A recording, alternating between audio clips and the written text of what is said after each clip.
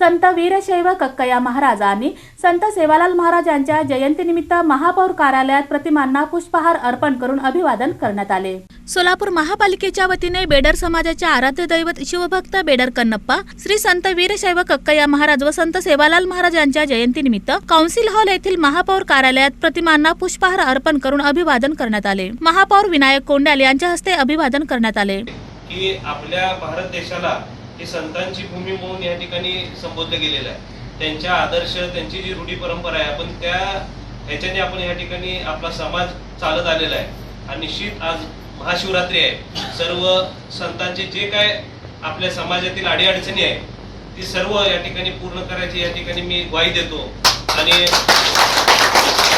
नगरसेवक जे या ठिकाणी सांगितले की सेवालाल महाराजांचे या ठिकाणी तैलचित्र या ठिकाणी लावलं पाहिजे। निश्चित येणाऱ्या बोर्डामध्ये आपण एक सभासद प्रस्ताव त्या ठिकाणी करून या ठिकाणी ज्या मिळेल त्या ठिकाणी आपण सेवालाल महाराजांचे या ठिकाणी तैलचित्र लावूया। आणि बाकीचे जे आपले दोन्ही समाजाचे जे प्रश्न आहेत, बगीच्यामध्ये आपला पुतळा उभा करायचे, निश्चित ती देखील या ठिकाणी आपण उभा करूया।